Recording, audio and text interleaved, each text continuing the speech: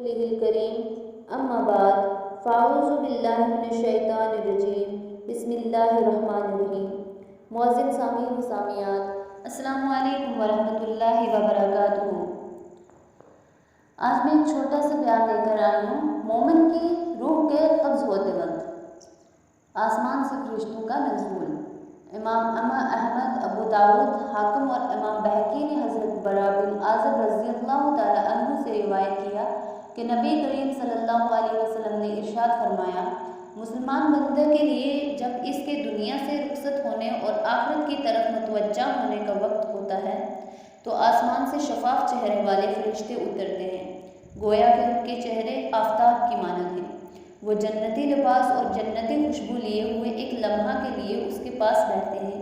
फिर मलकुल मौत आता है, वो उसके सरहाने बैठकर कहता है, अय्युहल नफ्सुल मुतमइन्ना अखरजी इला मग़फ़िरति मिनल्लाहि व रिज़वान, यानी ए जान मुतमईन, अल्लाह ताला की मग़फ़िरत और रज़ामंदी की तरफ बाहर आ। फिर रूह निकलेगी इस तरह जैसे सक़ाया से पानी का कतरा निकलता है। अगर तुम इन फरिश्तों को उस मरने वाले के सिवा देखो तो इन्हें निकाल दो।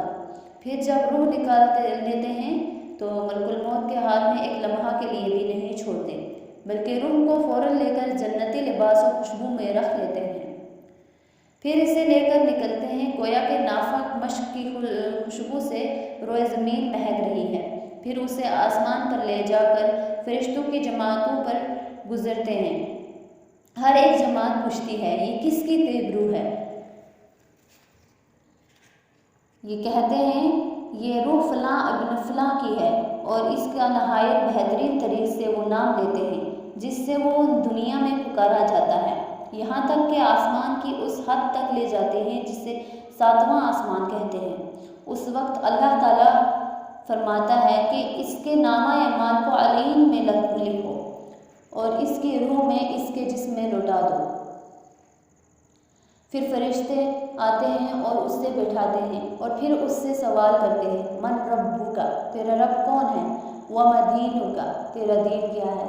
जवाब में कहेगा, मेरा रब अल्लाह है और मेरा दीन इस्लाम है। फिर वो दोनों फरिश्ते पूछेंगे, महाज़र रजुल मुबाअस अलैकुम व फ़ीकुम, यानी तुम इस ज़ात करीम के बारे में क्या कहते हैं जो तुम में से तुम्हारी तरफ मबूस हुआ है? वो कहेगा, वो तो अल्लाह ताला के रसूल हैं। फिर वो पूछेंगे, तुम्हें ये किस तरह इल्म हुआ? वो कहेगा, मैंने कुरान पाक पढ़ा, इस पर ईमान लाया, इसकी तस्दीक की। उस वक्त आसमान से निदा करने वाला कहेगा, मेरे बंदे ने सच कहा, इसके नीचे जन्नती फर्श बिछाओ और इसे जन्नती लिबास पहनाओ और एक खिड़की जन्नत की तरफ खोल दो ताकि जन्नत की हवाएं और खुशबुएं इसे आएं और हद निगाह तक इसकी कब्र को कुशादा करो। फिर एक शख्स अमदा लिबास पहने जिससे खुशबू की लपेटें आ रही होंगी आएगा। वो कहेगा, मुबारक हो, आज वो दिन है जिस दिन की तुझे खुशखबरी और वादा दिया गया था। बंदा कहेगा, तू कौन है जो इस खुशखबरी को लेकर आया? वो कहेगा, मैं तेरे नेक अमाल हूँ। फिर बंदा कहेगा, ए खुदा, क़यामत कायम करता कि मैं इंजाम को पहुँच जाऊँ। मोमिन और काफिर की मौत में फ़र्क। इब्न अबी दुनिया रज़ियल्लाहु ताला अन्हु रिवायत करते हैं, जब बंदा मोमिन का मौत का वक्त आएगा और वो वादा इलाही को देखेगा तो वो अपनी जान को इस ख्वाहिश में उगलने की कोशिश करेगा कि वहाँ जल्द तक पहुँचे, और इस वक्त वो दीदार इलाही को महबूब जानेगा और अल्लाह ताला इसकी लका को महबूब रखेगा। और जब काफिर की मौत का वक्त आता है और बारी ताला के इन वादों को देखेगा जो इसके लिए हैं, तब वो अपनी जान को इंतहाई नागवारी से निकाल लेगा। वो इस वक्त दीदार इलाही को पसंद नहीं करेगा और अल्लाह ताला भी इसकी मुलाकात को नापसंद फरमाएगा।